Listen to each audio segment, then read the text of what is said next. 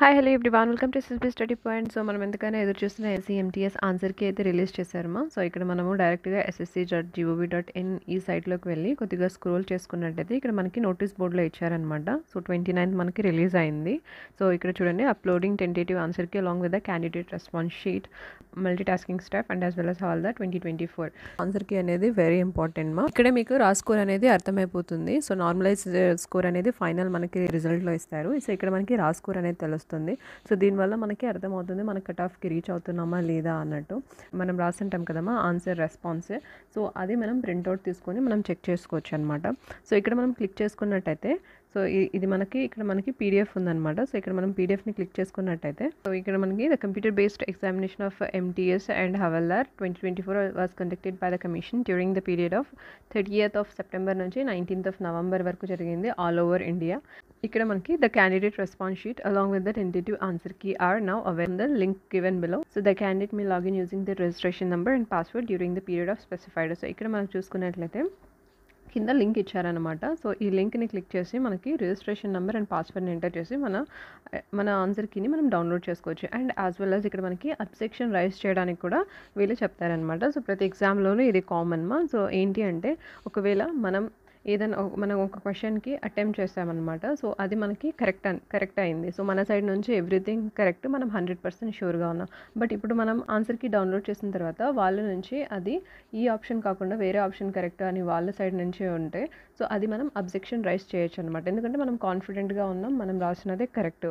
Definitely ఇలా cases చాలాసార్లు అవుతుందిమా. So ఒక్కొక్కసారి మిస్టేక్స్ జరుగుతూ ఉంటాయి. మనం అబ్జెక్షన్ రైజ్ చేయాలన్నమాట. ఈ క్వశ్చన్ మా సైడ్ నుంచి కరెక్ట్, ఎస్ఎస్సీ సైడ్ నుంచి రాంగ్ ఉంది అంటే ఆ అబ్జెక్షన్ని వాళ్ళు చెక్ చేసి అది డెఫినెట్లీ మీ సైడే కరెక్ట్ అయితే మరి ఆ మార్క్స్ అనేది యాడ్ చేస్తారనమాట. సో అలా ఏదైనా క్వశ్చన్ మీరు అబ్జెక్షన్ రైజ్ చేయడానికి 100 రూపీస్ అనేది పే చేయాలి.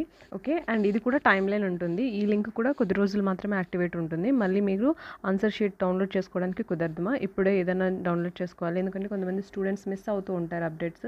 మళ్ళీ ఈ స్పెసిఫిక్ టైం అయిపోయిన తర్వాత మళ్ళీ డౌన్లోడ్ చేసుకోవాలంటే అసలు పాసిబుల్ ఉండదు.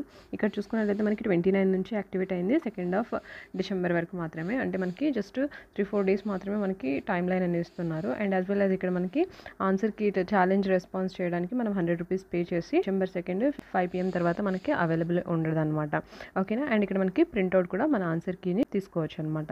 అండ్ ఇక్కడ చూసుకున్నట్లయితే లింక్ ఇచ్చారు. సో దీన్ని మనం క్లిక్ చేసుకున్నట్టయితే మనకి ఇక్కడ క్యాండిడేట్ లాగిన్ వచ్చింది. ఈ లింక్ని కూడా నేను డిస్క్రిప్షన్ బాక్స్లో ఇస్తాను, మీరు డైరెక్ట్గా క్లిక్ చేసి మీరు ఇక్కడికి రావచ్చు. సో ఇక్కడ మనకి రోల్ నెంబర్ అడిగారు. సో రోల్ నెంబర్ అనేది మన అడ్మిట్ కార్డులో ఉంటుందన్నమాట. Password, so password without special characters, అంటే ఎలా అంటే మనకి for example January 1st okay 1998 అనుకుంటే ఇట్లా వితౌట్ స్పేసెస్ ఇలా ఇవ్వాలన్నమాట. ఓకేనా. సో మీరు మామూలుగా మనం డేట్ ఆఫ్ బర్త్ ఇలా రాస్తూ ఉంటాం కదా. సో అలా రాయకూడదుమా. మనకి వితౌట్ స్పేసెస్ ఇలా పాస్వర్డ్ ఎంటర్ చేస్తే కోడ్ ఉంది, దీన్ని ఎంటర్ చేసి మనం లాగిన్ అయినట్టయితే మనకి డౌన్లోడ్ చేసుకోవడానికి ఆప్షన్ ఉంటుందన్నమాట మన ఆన్సర్కి. సో మన ఆన్సర్ అండ్ ఎస్ఎస్సీ తరపున ఏది ఆన్సర్ ఉంది సో ఇది మనం చెక్ చేసుకోవచ్చు. అండ్ యాజ్ వెల్ యాజ్ దీన్ని రా స్కోర్ను కూడా మీరు క్యాలిక్యులేట్ చేసుకోవచ్చు అనమాట. ఇది ఫైనల్ అయితే కాదమ్మా, ఇది టెంటేటివ్ ఆన్సర్కి. దీంట్లో కూడా మళ్ళీ అన్ని మొత్తం ఆల్ ఇండియా వైడ్ ఏదైనా అబ్జెక్షన్స్ రిసీవ్ అయింటే వాళ్ళకి సో అదంతా రీచెక్ చేసి మళ్ళీ రిజల్ట్ ఇస్తారనమాట. సో లాస్ట్ టైం చూసుకున్నట్లయితే ఫస్ట్ మనకి ఏ రిజల్ట్ వస్తుందంటే ఇట్లా ఆన్సర్కి తర్వాత మనకి హవల్దార్లో సెలెక్ట్ అయిన క్యాండిడేట్ లిస్ట్ ఇస్తారనమాట.